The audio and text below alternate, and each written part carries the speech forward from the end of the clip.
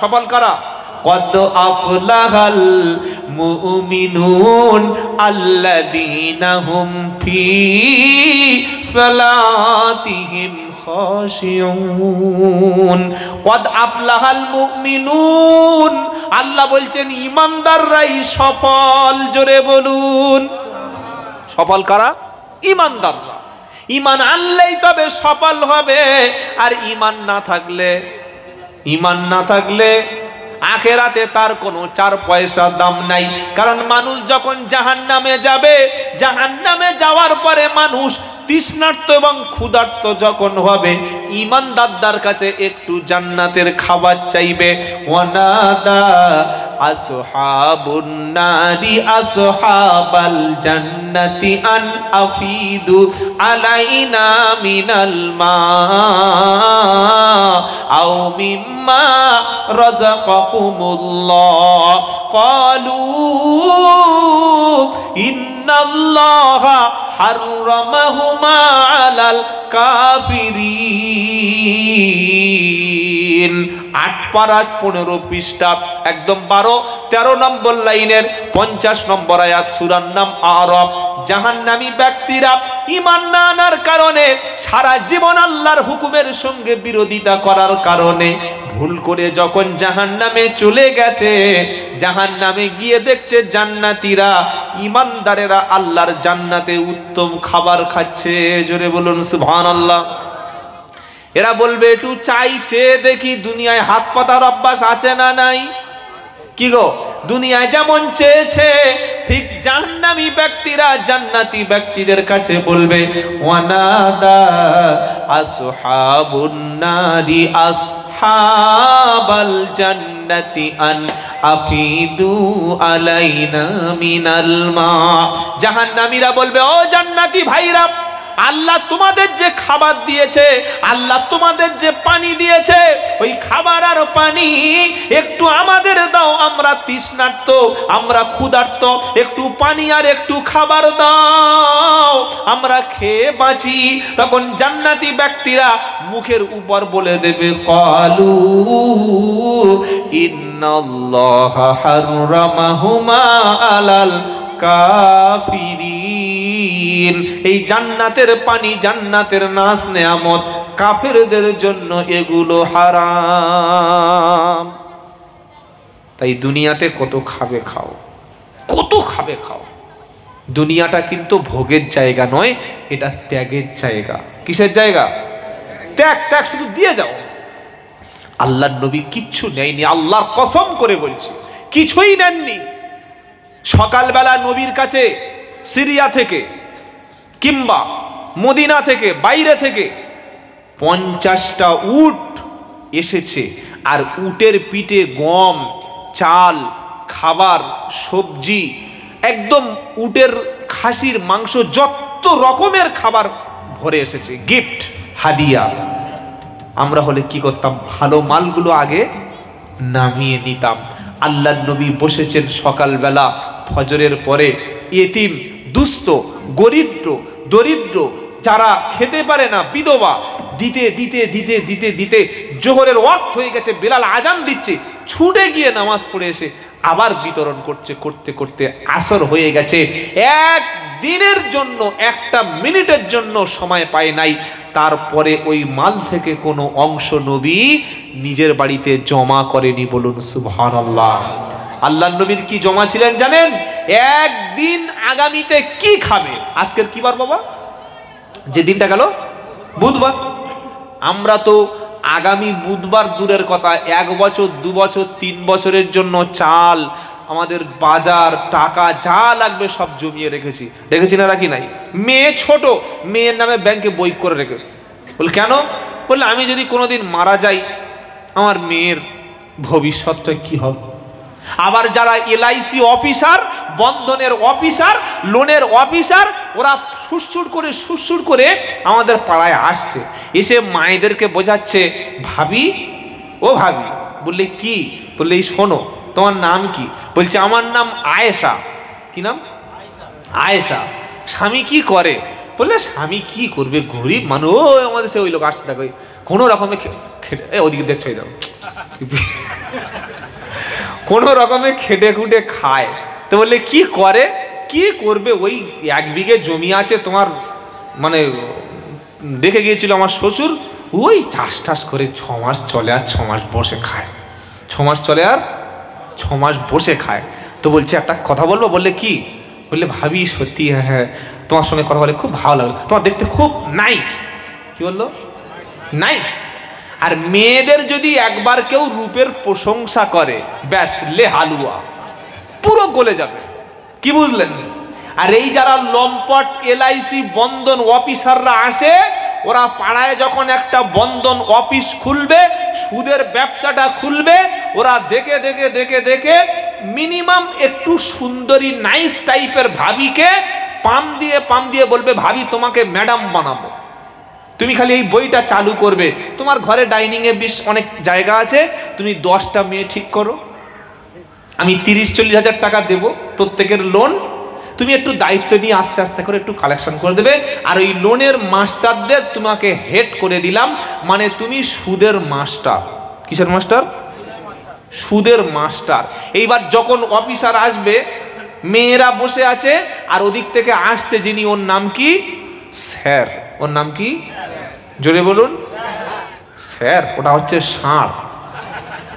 ওটা কি আসছে? ষাঁড়। মেয়েরা গোল হয়ে বসে আছে, আমাদের স্যার আসবে, কত জমা দিল, কত দিল, এ মাসে কত টাকা, সব বসে বসে বসে বসে হিসাব করবে।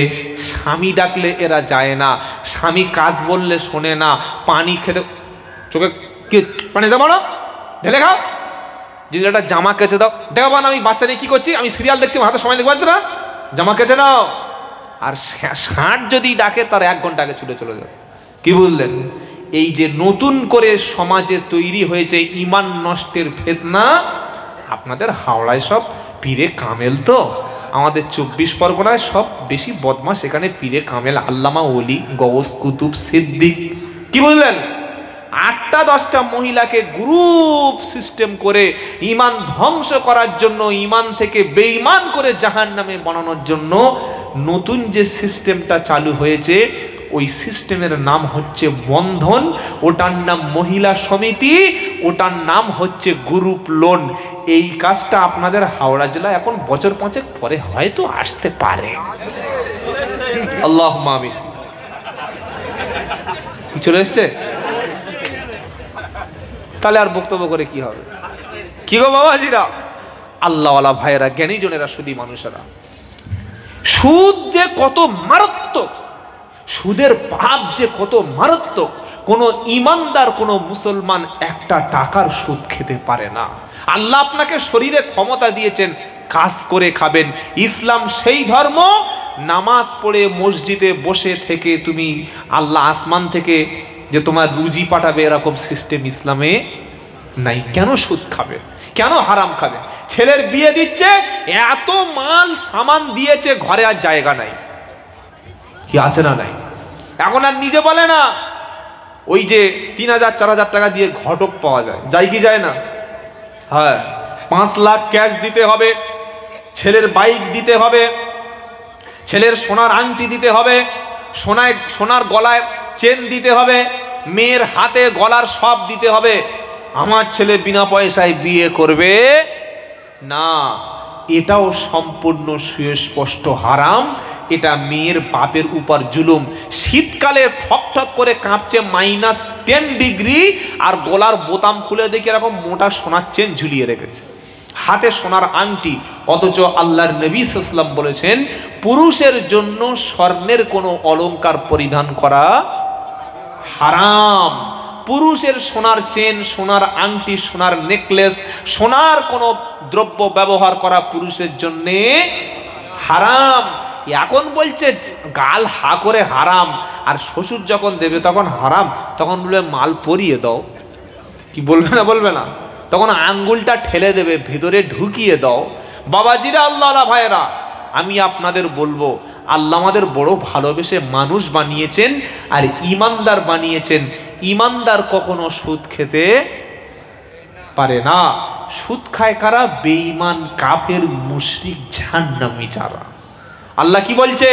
ফাইদা কুদিয়াতিস সালাতু ফাতাশিরু ফিল আরদ ওয়াবতাগু মিন ফাদলিল্লাহ ওয়াযকুরুল্লাহা কাসীরাল লাআল্লাকুম তুফলিহুন। সূরার নাম জুমা, 28 পারা 13 পৃষ্ঠা 5 নম্বর লাইনে 10 নম্বর আয়াত। সময় হয়ে এসছে ইনশাআল্লাহ। একটু চালো। 1 ঘন্টা কে বললো? ফজরের নামাজের সময় গিয়ে দেখবে বাবা মসজিদে ইমাম আর মুয়াজ্জিন ছাড়া কেউ নাই। ওইরাম আমি তাই ছেলেদের বলেছি যে ভাই যখন তুলবে তোলো, 12টা বেজে গেলে আমি আর থাকবো না। 12টার পরে বক্তব্য কোনো হেদায়েত নাই, খালি ওই বেকার। তো যাই হোক, আর 2-10 মিনিট এই বিষয়টা বলে আমরা শেষ করে দেবো। আপনারা কষ্ট পাচ্ছেন না তো বাবা? বাবাজিরা, আল্লাহ আমাদের টার্গেট 12:30, এর মধ্যে সব ঠিক হয়ে যাবে ইনশাআল্লাহ। খাওয়ার ব্যবস্থা আছে নাকি? খাওয়ার ব্যবস্থা আছে মাশাআল্লাহ। মিস্টার তাবারক আলী সাহেব আসবে এবার। আলহাজ হযরত হাফেজ মাওলানা মুফতি আল্লামা তাবারক রহমতুল্লাহ আলাইহি। এই তাবারক যখন দেয়া শুরু হবে ব্যাস প্যান্ডেল আর জায়গা নাই, কি বুঝলেন? তো যাক, আপনারা সবাই এসেছেন, শুনেছেন। আল্লাহ মানুষকে বলেছেন যে তুমি কাজ করে খাও। ইসলাম মানুষকে কাজ করার জন্য উৎসাহিত করেছে। আপনি একটা এই সেলাইয়ের কাজ করছেন, মেশিন কিনেছেন, কিংবা আপনি জমি চাষ করছেন, আপনি ব্যাংকে এই কোনো একটা হালাল ব্যবসা করছেন, চাকরি করছেন, যে কোনো হালাল কাজ করা মানে ইবাদত হচ্ছে, সওয়াব হচ্ছে। বলুন সুবহানাল্লাহ। আল্লাহ কি বলছেন? ফাইদা কুদিয়াতিস সালাতু ফাতাশিরু ফিল আরদ। হে বান্দা, নামাজ যখন হয়ে গেল, নামাজ হয়ে যাওয়ার পরে তুমি জমিনে বার হয়ে যাও। ব্যবসা করো, বাণিজ্য করো, চাকরি করো, দোকান করো, কাজ করে খাও। যখন নামাজ হয়ে গেল আর মসজিদের মধ্যে তুমি থেকো না। কেউ যদি মনে করে সারাদিন নামাজ পড়বো, ফজরের নামাজ পড়ে 2 রাকাত 2 রাকাত 2 রাকাত 2 রাকাত 2 রাকাত 80 রাকাত নামাজ। এবার কোরআন শরীফ পড়ল, 10 পারা পড়া হয়ে গেল, জোহরের আজান হলো, গোসলটা মসজিদ থেকে করে নিয়ে আবার কোরআন পড়লো, আবার 4 রাকাত সুন্নাত, 4 রাকাত ফরজ, 2 রাকাত সুন্নাত পড়ে নফল পড়তে শুরু করলো। 2:30টা বেজে গেছে। মসজিদের ছাদের দিকে তাকিয়ে বলছে, আল্লাহ বিরিয়ানি কই? ফেরেশতা বলছে, দাঁড়া, মাথায় পাথর নিয়ে যাচ্ছি। কি বিরিয়ানি আসবে? ইসলাম এ ধর্ম নয়। এজন্য পৃথিবীর সব নবী তারা প্রত্যেকেই হালাল ব্যবসা, হালাল জীবিকা উপার্জন করেছেন। বলুন সুবহানাল্লাহ।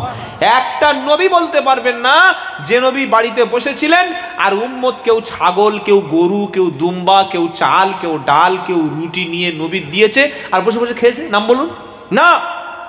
আমরা যে ইমামের মাসআলা অনুযায়ী চলি, ওই ইমামের নাম হচ্ছে ইমামে আজম আবু হানিফা আলাইহি রহমা।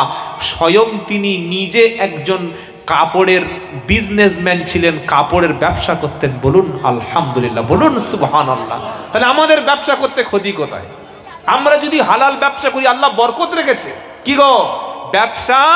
ও আহাল্লাল্লাহুল বাইআ ও হাররামার রিবা। আল্লাহ বললেন ব্যবসা হালাল, শুধু হলো হারাম। আমার মায়েরা, বোনেরা, আমার ইমানদার ভাইয়েরা, আমাদের বাড়ির মধ্যে যদি কোনো মহিলা, যদি কোনো মা এই সুদের সঙ্গে যুক্ত হয়ে যাও, মা মহিলা সমিতি, বন্ধন, গ্রুপ লোনের সঙ্গে যুক্ত হয়ে যাও, আল্লাহর কোরআনটা শুনে নিজের মধ্যে একটু ভয়ে আনো। পারা নাম্বার 3, পৃষ্ঠা নাম্বার 6, লাইন নাম্বার 9-10, সূরা নাম বাকারা, আয়াত নাম্বার 278। আল্লাহ পাক বলছে, ইয়া আইয়ুহাল্লাযীনা আমানুত্তাকুল্লাহা ওয়া দারু মা বাকিয়া মিনার রিবা ইন কুনতুম মুমিনিন ফাইল্লাম তাফআলু ফাআদানু বিহারবিম মিনাল্লাহি ওয়া রাসূলিহি। আল্লাহ বলছেন, ইয়া আইয়ুহাল্লাযীনা আমানুত্তাকুল্লাহ, ওই বান্দারেরা আল্লাহকেই ভয় করো। ওয়াদারু মা বাকিয়া মিনার রিবা, সুদের কারবারকে তুমি ত্যাগ করো। অর্ডার কার? ইমাম সাহেব যদি বলে যারা সুদখোর বন্ধন লোন খায় তাদের বাড়ি খাবো না, জুমার দিনের পরে বলবে ইমাম রাখবো না, বলবে না? বলবে না? কমিটি মিটিং করছে, এই ইমামের তাড়িয়ে দে। বাড়ির মেয়েরা বলছে এই হুজুর থাকলে আমরা মসজিদে 1 টাকা দেবো না। কেন? বললে আমরা গ্রুপ লোন নি, বন্ধন খাই, সুদের টাকা খাই। ও হুজুরের ওকে বলতে বলেছে? ও খাবে আর ঘুমোবে, ওর বলতে বলেছে? আমি তো আর ইমাম নয়, আমার কোনো ঝামেলা নাই, নামবো পালাবো। কি বুঝলেন? টাকা দিলে হবে, না দিলে কোনো অসুবিধা নাই। কি বুঝতে পারলেন? এ বাবাজিরা, আল্লাহওয়ালা ভাইরা, আল্লাহ কি বলছে? ইয়া আইয়ুহাল্লাযীনা আমানুত্তাকুল্লাহ, ঈমানদারেরা তোমরা যদি বলো ঈমান এনেছি। মনে আছে ঈমানের কথাটা? 4টের মধ্যে প্রথম ঈমান। হ্যাঁ, এ ঈমানদারেরা, ও বিশ্বাস ঈমানদারেরা, যদি তোমরা বলো আমরা ঈমানদার, তাহলে সুদ ত্যাগ করো। ঈমানদার দাবি করবে আবার সুদ খাবে, এটা হতে পারে না। যদি বলো ঈমান এনেছি, তাহলে সুদকে ত্যাগ করো। ইন কুনতুম মুমিনিন, যদি তুমি মুমিন হতে চাও, মুমিন যদি থাকতে চাও, ঈমানের দাবি তুমি যদি করো, তাহলে সুদকে তুমি ত্যাগ করো। ফাইল্লাম তাফআলু, যদি বলো সুদ ত্যাগ করা যাবে না, সুদের মাল ছাড়া যাবে না, আমি আমার বিবিকে বন্ধনে পাঠাবো, মহিলা সমিতি পাঠাবো, গ্রুপ লোনের টাকা তুলে তুলে খাবো, কোন হুজুর কি বললো ওসব দেখার সময় নাই, ওসব দেখার দরকার নাই। আল্লাহ বলছে তাহলে ফাইল্লাম তাফআলু ফাদানু বিহারবিম মিনাল্লাহি ওয়া রাসূলিহি, যদি তুমি বলো সুদ ছাড়ার দরকার নাই, সুদ ত্যাগ করার দরকার নাই, আল্লাহ বলছেন আমি এবং আমার রসুলের বিরুদ্ধে তাহলে যুদ্ধ করার জন্য তুমি তৈরি থেকো। নাউযু বিল্লাহি মিন যালিক। কোন মানুষ যদি বলে আমি আল্লাহ এবং রসুলের বিরুদ্ধে যুদ্ধ করব, ওর ঈমান থাকবে আর কি গো? সেজন্য সুদখোর সুদটাকে যদি হালাল বলে মনে করে, বৈধ বলে মনে করে, সঙ্গে সঙ্গে কাফের হয়ে যাবে, ঈমান থাকে না। সে সুদ খাবে আবার বলবে ঈমানদার হতে পারে কোনোদিন? আল্লাহ বলছেন ঈমান দাবি করলে সুদ ছেড়ে দাও, তওবা করো, তুমি বার হয়ে আসো। যদি বলো মুমিন, তাহলে সুদ ছেড়ে দাও। আর যদি বলো ছাড়বো না, কিয়ামতের দিন আল্লাহ হাতে অস্ত্র তুলে দেবে। সুদখোর যারা সুদের, এখন সুদখোর বললে আর ওসব মানুষ মানে সুদখোর এখন না, এখন ইন্টারেস্ট, বন্ধন, লোন, গ্রুপ লোন, LIC, আধুনিক নাম। আগে লোক বলতে এই মাল খোঁজ যাচ্ছে, মাতাল যাচ্ছে, মদ খোঁজ যাচ্ছে, বলতো না? বলতো না? এখন আর মাতাল বলে, ড্রিঙ্ক করেছে। কি করেছে বলো? ড্রিঙ্ক করেছে। আগে সুদ খেলে বলতো জানিস আমাদের পাড়ায় সেই হাকিম চাচা সুদ খায়। হাকিম বলার কারণ নেই তো, ঠিক আছে। আর এখন বলছে উনি একজন LIC অফিসার, আবার হজও করে। কি বুঝলেন? একটু ঘুরিয়ে খালি আধুনিক নাম দিয়ে দিলে ব্যাস চলে যাবে, কেউ কিছু বলবে না। এজন্য সকলে আজ থেকে তওবা করি, আমরা আমাদের স্ত্রীদের, মায়েদের, বোনদেরকে বুঝিয়ে এই হারাম, ঈমান নষ্ট হয়ে যাওয়া, আল্লাহ এবং রসুলের বিরুদ্ধে যুদ্ধ করার মতো পাপ, সুদের সঙ্গে ইনভলভ হয়ে যাও, তওবা করো বলি ইনশাআল্লাহ। এটা সুদের বড় পাপ। আর সুদের সবচাইতে ছোট পাপটা হলো, আল্লাহ নবী সাল্লাল্লাহু আলাইহি ওয়াসাল্লাম বলেছেন, নিজের মায়ের সঙ্গে জিনাহ করা। নাউযু বিল্লাহি মিন যালিক। ছোট পাপ নিজের মাকে বিয়ে করা, আর বড় পাপ হলো আল্লাহ এবং রসুলের বিরুদ্ধে যুদ্ধ করা। ছাড়বো ইনশাআল্লাহ, তওবা করব? কথা বলে না ইনশাআল্লাহ বলি। এখন বাড়ির মেয়েরা যে টাকা খেয়েছে ও ফেরত দিতে দিতে কবে মরবে তার ঠিক নাই। 40, কেউ 50, কেউ 60, কেউ ফ্রিজ কিনেছে, কেউ ঘরে AC কিনেছে, কেউ হাতে সোনার অলংকার কিনেছে। কি বুঝলেন? ওইগুলো এখন ভান্ডারের টাকা তুলবে আর সুরসুর করে লোন মেটাবে। ও আমি বললে কি ছাড়বে? আর আপনারা যদি গিয়ে বলেন আব্দুল্লাহ জুবায়ের বলে গেছে ওসব চলবে না, বললে পাশে মুশারি খাটিয়ে দিচ্ছি, ওখানে গিয়ে শো, কোন শো, আমার বিছানায় তো শুতে হবে না, আমি নাকি আমার মার সঙ্গে জেনা করছি, ও করি বাবা, ও আলেম ওলামা কোরআন ওসব রাখ, এখন টাটকা মাল পেয়েছি এই খাই। কি বলবে না? বলবে না? স্বামীর কথা এখন আর আমার কথা আমার বউ ঠিক মতো শোনে, আপনার কথা কি শুনবে? কি বুঝলো? আপনার সবার শোনে? অত সহজ নয়। ওই যত বড় জাঁদরেল মাওলানা মুফতি হোক আর পীর সাহেব হোক, আর যত বড় হাইকোর্টের বিচারপতি হোক, ও বউয়ের কাছে পুরো শুকনো কাঠ। কিছু বললে তুমি কিছু বোঝা? বলে না বলে না? তুমি কিছু জানো? ব্যাস একটা কথা, ঠিক আছে বাবা ভিক্ষার দরকার নেই, কুত্তা ফেকা। কি বললেন? ও ধাপ দি মেরে স্বামীকে পর্যন্ত জব্দ করে দিচ্ছে। আমি যা বলো তুমি তাই শোনো। তুমি কি জানো? তুমি কি জানো? এইটা বলে দিল। বিএড করেছে, ডিএলএড করেছে, গ্রাজুয়েশন করেছে, পিএইচডি করেছে, পুরো বোকা বেনে গেল। খবরদার মায়েরা এইসব কথা স্বামীকে বলবেন না।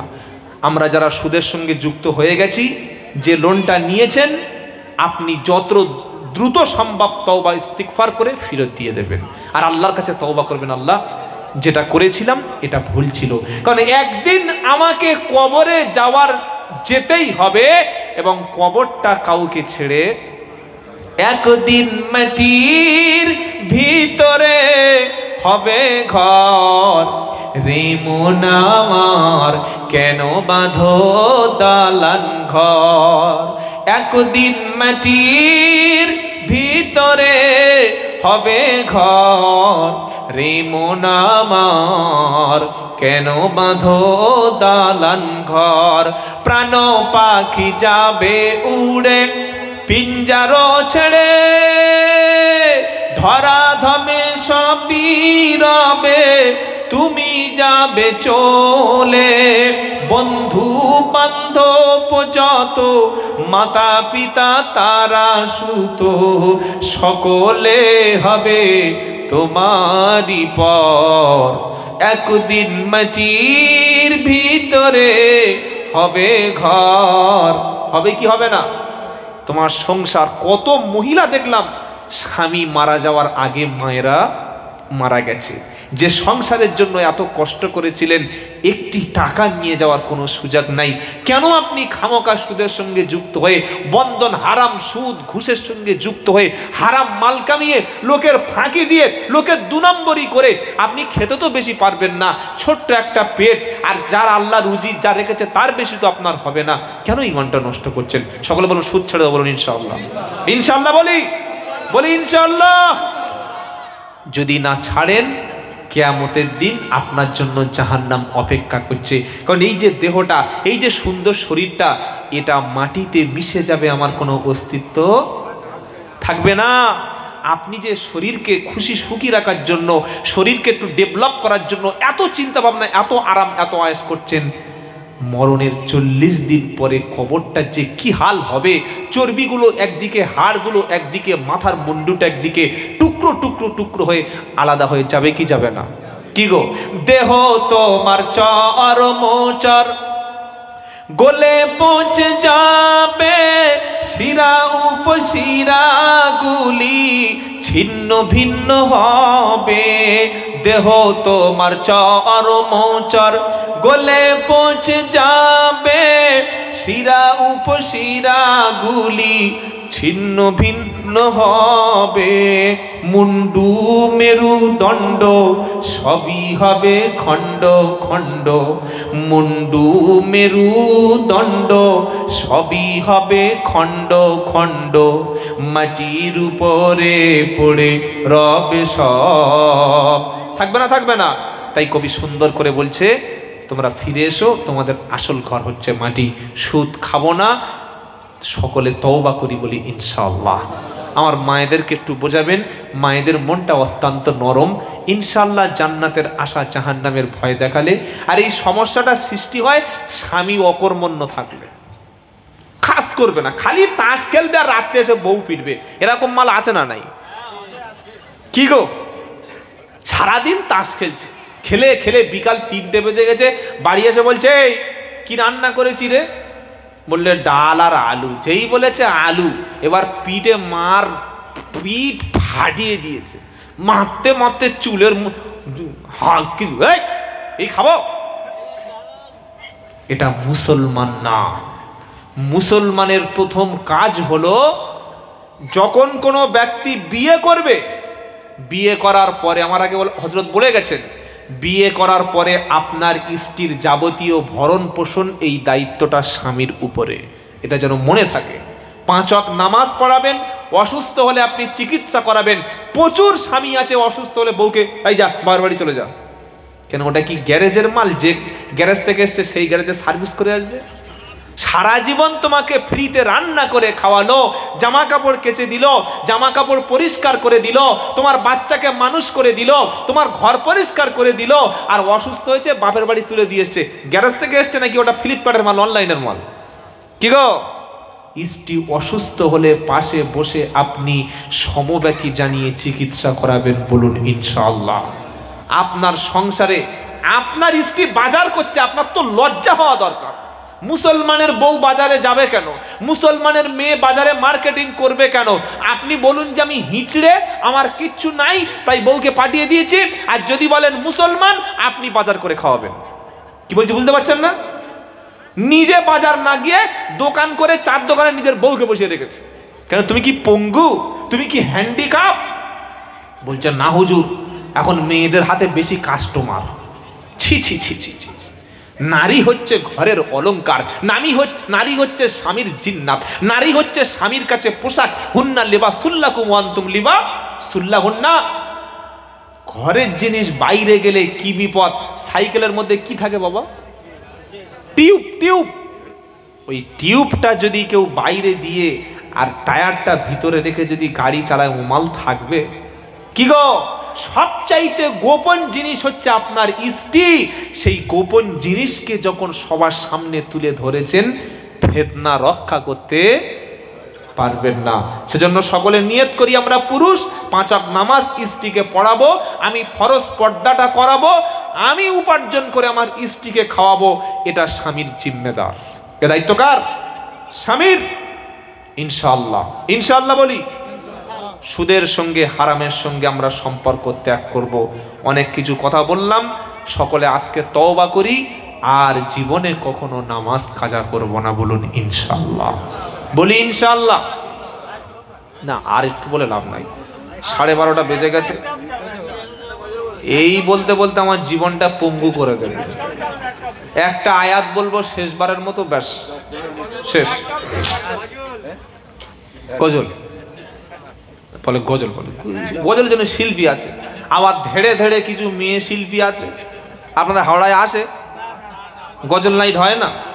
সবচাইতে খচ্চর আমাদের 24 পরগনার লোক। কি বুঝলেন? যেদিন জলসা হবে তার আগের রাত্রে হবে গজল নাইট।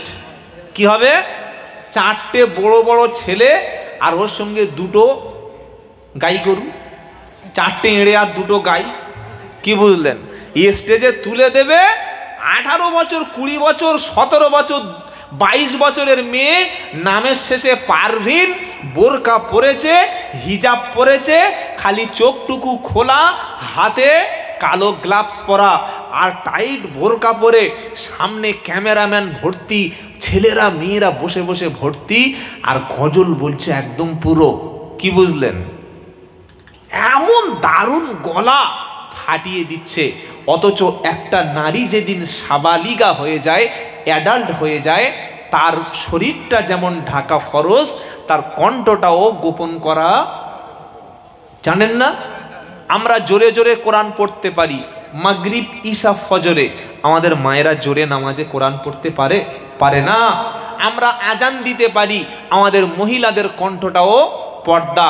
সেজন্য কোনো মসজিদে মহিলা মুয়াজ্জিন দেখেছেন? লেডিস মুয়াজ্জিন কি গো আছে? নাই। ইমাম অসুস্থ, ইমাম সাহেবের স্ত্রী আলেমা ছিলেন, হাফেজা ছিলেন, উনি এসে একদিন মাগরিবের নামাজ পড়ে দিচ্ছেন, হবে? হবে না। কেন? মহিলাদের কণ্ঠটা পর্দা, মহিলাদের কণ্ঠটা হলো পর্দা। আমরা কি করছি? মহিলা শিল্পীদের এনে গজল বলাচ্ছি। নাউযুবিল্লাহি মিন যালিক। একটা শেষ আয়াত বলবো, বলে বিদায় নেব, আর আমাকে কষ্ট দেবেন না। বাবাজিরা, আল্লাহ ভাইরা, বেশি ভালো না, অল্প শুনুন, আমল করুন, কাজে লাগবে ইনশাআল্লাহ। তাহলে সুদ আজ থেকে ছাড়ছি তো ইনশাআল্লাহ? 5 ওয়াক্ত নামাজ তো পড়ছি ইনশাআল্লাহ। নামাজ না পড়লে সোজা জাহান্নাম। ওকে বাঁচানোর মতো কোনো আলেম, হাফেজ, মুফতি, পীর, ফকির কেউ নাই। যদি কেউ বলে আমার বেনামাজিকে পার করে দেব, বুঝতে হবে সে 2 নম্বরই কথা বলছে। বেনামাজির বাড়িতে মিলাদ দিয়ে কোনো লাভ হবে না। কি গো? পারা নাম্বার 29, আজকের মতো শেষ আয়াত, পৃষ্ঠা নাম্বার 17, লাইন নাম্বার 13, আয়াত নাম্বার 42, সূরার নাম মুদ্দাসসির। মানুষ যখন জাহান্নামে যাবে, জান্নাতি ব্যক্তিরা ওই জাহান্নামীদেরকে চিনতে পেরে যাবে, জিজ্ঞাসা করবে, হ্যাঁ রে তোরা জাহান্নামে এলি কেন বে? টাকা পয়সা জমি জায়গা স্ট্যাটাস কোনো কিছুর তো অভাব ছিল না, কিন্তু জাহান্নামে কেন এলি? তখন জান্নাতি আমরা যারা ঈমান এনেছি জান্নাতে যাবো ইনশাআল্লাহ, ইনশাআল্লাহ বলুন। আমরা জান্নাত থেকে উকি মেরে দেখবো যে শালুক পাড়ার সেই 10-12টা মাল জাহান্নামে ঝাঁপ মেরে পড়ে ওই রকম কেলানি খাচ্ছে আর মার পড়ছে, রক্ত পুষ খাচ্ছে আর কি আগুনে জ্বলছে আর চিৎকার করছে, বাঁচাও বাঁচাও বাঁচাও। তখন জান্নাতি ব্যক্তিরা উপর থেকে কি বলবে জানেন? কোরআন, ফি জান্নাতিন ইয়াতাসাআলুনা আনিল মুজরিমিনা মা সালাকাকুম ফি সাকর। জান্নাতি ব্যক্তিরা বলবে, ও জাহান্নামের অধিবাসীরা, কি কারণে তোমরা জাহান্নামে এলে বলো? তখন জাহান্নামীরা 4টে কারণ বলবে। কটা? 4টি। প্রথম বলবে, ক্বালু লাম নাকু মিনাল মুসাল্লিন।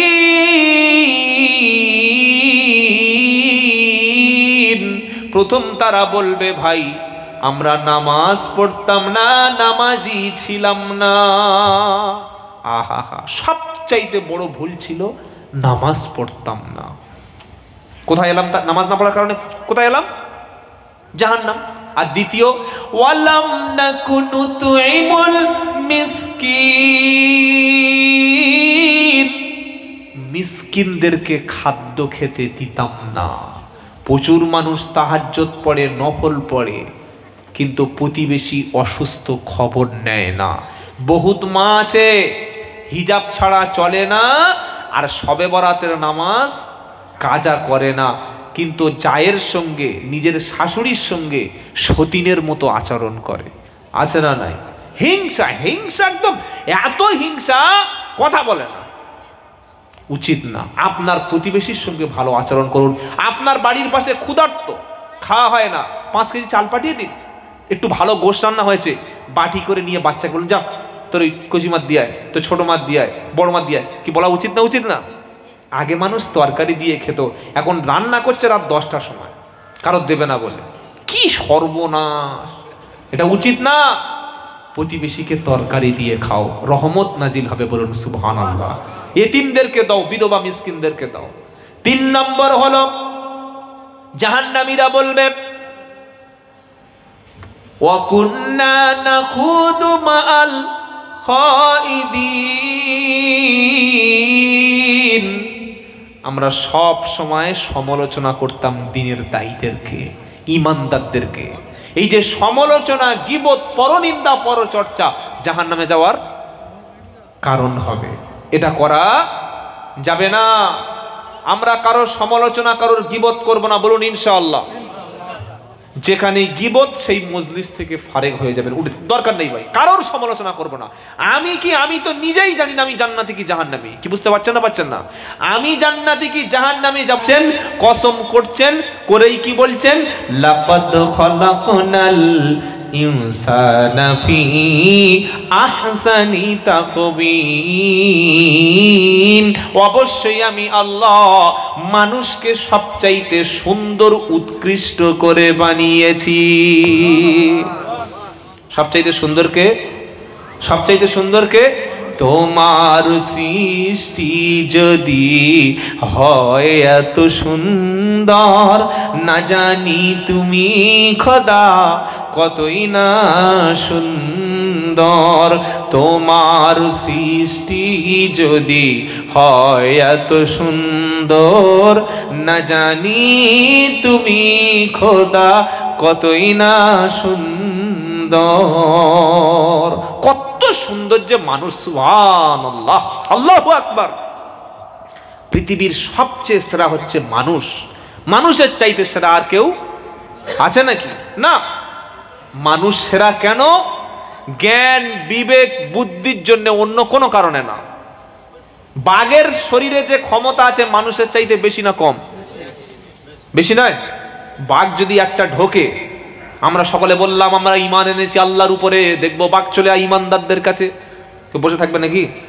কথা বলে না। শুধু একটা এরকম 3 ফুট সাপ ঢুকলে হয়, ওই যে সাপটা বিষ নাই এরকম বেয়ে বেয়ে যায়, ওই সাপটা কি বলে আপনাদের এলাকায়? হ্যাঁ, ঢোঁড়া, জল ঢোঁড়া। কি গো, এরকম 2 ফুটের মাল ওদিক থেকে ঢুকেছে, সব লুঙ্গি নিয়ে পাঁচিল ঢুকে ঘরে চলে গেছে। আর আমি এখানে বসে থাকবো নাকি? কি বলছেন? কোথায় চলে যাব, গাড়ি কোন দিকে আমি কোথায় ঠিক নেই। তো একটা প্রাণীর কাছে মানুষ তুচ্ছ। আবার এই বাঘকে সার্কাস দেখাতে গিয়ে ইলেকট্রিক ছড়ি নিয়ে ইচ্ছা মতো সার্কাস দেখিয়ে লক্ষ লক্ষ টাকা ইনকাম করছে। এটা কিসের সাহায্য করলো? বুঝতে পারেন নাই? ইলেকট্রিক সাহায্য, বুদ্ধির সাহায্য। খ্যাপা কথা বলি, ইলেকট্রিকের সাহায্য, বুদ্ধির সাহায্য। যে বাঘ একটা থাপ্পড়ে আমার মতো 14টা আব্দুল্লাহ জুবার এক থাপ্পড়ে বেহুশ করে দিতে পারে। কি বুঝলেন? আমার গায়ে কিচ্ছু আছে নাকি? দেখছেন একটা পাঞ্জাবি খুললে সব ভয় থেকে ছুট মারবে। কিচ্ছু নাই, হাড় আর গোশ মিলিয়ে 50 কেজি। আল্লাহ চালিয়ে দিচ্ছে, তাই চলছে ভাই। আপনাদের একটু দোয়ার, আল্লাহর খাস অশেষ দয়া, আলহামদুলিল্লাহ। কি বুঝলেন? তো যে বাঘকে মানুষ ভয় পায়, ওই বাঘকে চাবুক দিয়ে সাইজ করে দিচ্ছে। এটা কি কিসের দ্বারায়? বুদ্ধির দ্বারায়। যে সাপকে দেখলে মানুষ ভয় পায়, ওই সাপ ধরে বস্তার মধ্যে বেঁধে তারপরে প্লাস্টিকের কোটোর মধ্যে ভরে পাড়ায় এসে ডুক ডুক ডুক ডুক ডুক ডুক ডুক ডুক সাপ খেলা দেখানো দেখিয়ে চাল টাকা পয়সা তুলে ইচ্ছা মতো গোশ কিনে বাড়িতে গিয়ে ফিস্টি করে খাচ্ছে। এটা কিসের দ্বারা করলো? বুদ্ধির দ্বারা। সুবহানাল্লাহ বলতে ইচ্ছা করে না? মানুষ উঠতে পারে? আর হ্যাঁ না বলছে না কেন? পারে না। ওড়ার জন্য, ফ্লাইং করার জন্য আল্লাহ পৃথিবীতে পাখি পাঠিয়েছে, আছে না নাই? পাখিদের কাজ ওড়া। মানুষ বলল, দেখ পাখি, তুই এখান থেকে উড়ে উলুবেড়িয়ায় যাবি, তার আগে আমি কলকাতা থেকে উড়ে আসামে চলে যাব। কলকাতা থেকে ফ্লাইং করব, আমি দার্জিলিং উত্তরবঙ্গে যে আমাদের বাগডোগরা এয়ারপোর্ট আছে ওখানে চলে যাব। এটা কিসের দ্বারায় করলো? বুদ্ধির দ্বারায়। পাখি উড়ে উলুবেড়িয়া ওই গেট টপ পৌঁছাতে পারে নাই, তার আগে কলকাতা থেকে বিমান ধরে গুয়াহাটি লেবে আসামে ঘুরছে। এটা কিসের দ্বারায়? বুদ্ধির দ্বারায়। এত বুদ্ধি আল্লাহ মানুষকে দিয়েছে। দিয়ে আল্লাহ পাক বলছেন, ওয়ামা উতিতুম মিনাল ইলমি ইল্লা কলিলা। তোমাকে সামান্যতম বুদ্ধি বা জ্ঞান দিয়ে, সামান্যতম, কিচ্ছু দিনই, সামান্য দিয়েছি। এই বুদ্ধি দিয়ে তুমি এই করছো, তাই না? কি গো, এখন সব জিনিস ডিজিটাল। আগে চিঠি দেওয়ার জন্য মানুষ ওই ডাক হর করা, যাদেরকে বলা হয় পিয়ন, ওদের দ্বারাই চিঠি পাঠাতে হতো। এখন আর পিয়ন লাগে? কিচ্ছু লাগে না। খালি ফোনে অনলাইনের নেটটা এসে মেসেঞ্জারে চ্যাট করবে, আসসালামু আলাইকুম, কেমন আছো ভাই, কোথায় ভাই। কি বুঝলেন? আগে জলসায় যেতে হলে, ও ভাই এই এলাকাটার নামটা কি জানো? শালুক পাড়া। শালুক পাড়া কোন দিকে? পাড়ার লোকেরা বলছে ওই শালুক ফালুক চিনি না, তুই যেদিকে যাবি সেদিকে যা। প্রথমে বলতে হবে আমি হাওড়ায় যাব, তারপরে বাগনান, বাগনান থেকে বাঁদিকে, এভাবে আসতে হবে। জলসার দিন কমিটির কাছে ফোন করছি, ভাই আমি তো যাব, তো আপনার লোকেশনটা পাঠান। বলে ওই যে দাঁড়ান 10 সেকেন্ড। হোয়াটসঅ্যাপে আসলো, অন করলো নেটটা, ডেটাটা করে ঢুকলো, মেন রাস্তায় গিয়ে লোকেশনটা আমাকে পাঠিয়ে দিল। আমি গাড়িতে বসলাম, ড্রাইভারকে বললাম, এই নেটটা ফলো কর, জাস্ট যাওয়ার 5 মিনিট আগে আমাকে একটু সাবধান করে দিবি। কি বুঝলেন? মাঝে মাঝে ঘুমিয়ে আসতে হয় গাড়িতে, ঘুমোতে সময় নেই। মাঝে মাঝে কোরআন শরীফ হাদিস তেলাওয়াত করতে করতে, পড়তে মুতালা করতে করতে আসি। তো ড্রাইভাররা বলতে হয় না এদিকে যাও ওদিকে যাও, কারোর জিজ্ঞাসা করার দরকার নেই। এটা কিসের সাহায্য হলো? বুদ্ধির সাহায্য, জ্ঞানের সাহায্য। এই জ্ঞানটা কে দিয়েছেন? জোরে বলুন, আল্লাহ। তো আল্লাহ বলছেন, লাকাদ খলাকনাল ইনসানা ফি আহসানি তাকওয়িম। আমি মানুষকে পৃথিবীর অন্য সব প্রাণীর চাইতে তোমাকে শ্রেষ্ঠ বানিয়েছি। তারপরে তুমি আল্লাহ দেখতে পাও না? হ্যাঁ, তারপরে তুমি আল্লাহকে বুঝতে পারো না? তুমি পৃথিবীর সব কিছু দেখে আনন্দ করছো, অথচ এই আল্লাহ, তিনি মানুষ সৃষ্টি করেছেন, মানুষকে বুদ্ধি দিয়েছেন, মানুষকে জ্ঞান দিয়েছেন, এটা তুমি দেখতে পাও না? না, একটা সুন্দর নারী দেখে তুমি তার জন্য জান তোমার জুড়িয়ে যায়। একটা ফুল দেখলে সুঘ্রাণ নিয়ে তুমি ফুলের খুশবুতে পাগল হয়ে যাও। একটা সুন্দর পাহাড় দেখলে, সুন্দর সৃষ্টি দেখলে তুমি আনন্দে আত্মহারা হয়ে যাও। অথচ আল্লাহকে খুঁজে পাও না। সেজন্য এই পৃথিবীর মধ্যে সবচাইতে উৎকৃষ্ট ব্যক্তি হলো ওরা যারা আল্লাহকে চিনতে পারে। জোরে বলুন সুবহানাল্লাহ। যারা আল্লাহকে আল্লাহ বলে মানতে পারে, আল্লাহর উপরে ঈমান যারা এনেছে, নেক কাজ করেছে, ওরাই হলো সফল। জোরে বলুন না সুবহানাল্লাহ। সফল কারা? ঈমানদার।